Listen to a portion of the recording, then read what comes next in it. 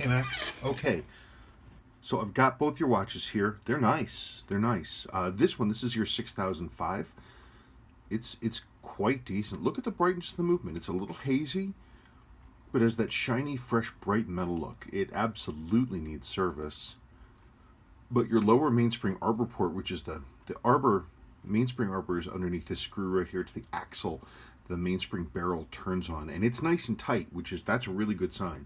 That's a really good deal, because they often need that repair on that lower port, but yours does not, which is good, or it doesn't seem to need it. Numbers wise, it's decent. It's gaining a bunch of time, and it's got some beat error, and the amplitude is low, but it's okay. It definitely needs service. This is an original, unserviced watch. It looks fine. Right now, I'm not seeing anything funky. The buttons are super stiff, but I mean, it's original. The button seals are original. They're all stiff and gross, so what are you going to do? Let's look at the other watch. Yeah, it's nice. I mean, the brushing, case brushing is nice, and all that good stuff. This other watch is sort of similar internally.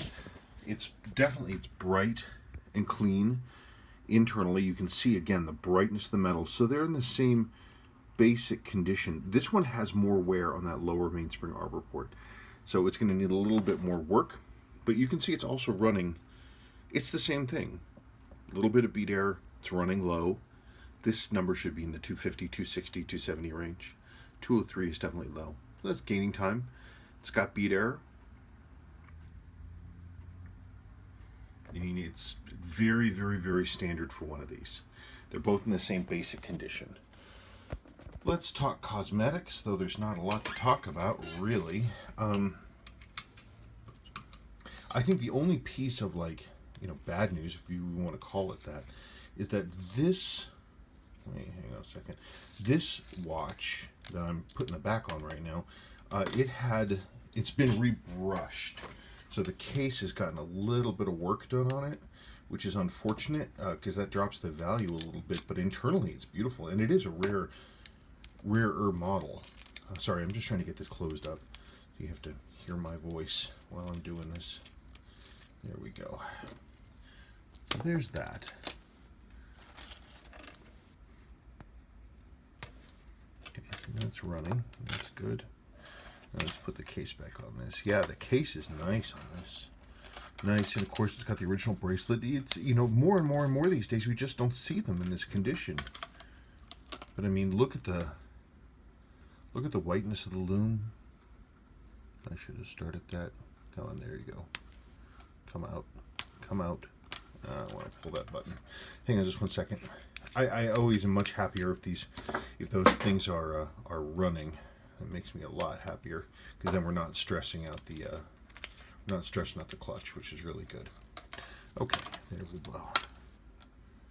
That's a nice piece. Look at the white lume. Your stem is complete. That's a nice watch. After service, that would be a really decent piece. These are rare. These are cool. These are cool watches. Yeah, it's unfortunate that the case has been rebrushed. It's funky. I'm not sure why somebody would have done that. But it's a nice piece. It's a nice piece. Yeah, they worked on the bracelet too. But the dial is good and the hands are good and the lume is good. It's a nice piece. I know you had talked about wanting to choose one or the other of these. Of the two, I think this one is probably the better one to invest in. They're cool, but they're not nearly as collectible as these are. These 6139 6005s. So I think overall this is the better watch. And if you said you could only afford to, have one restored, I would do this one. That one's very cool. It's cool. It's unfortunate that the case and bracelet have been refinished a little bit, and it does need that lower arbor port repair, and it's a less collectible model. I would redo this one. Okay. Thank you much.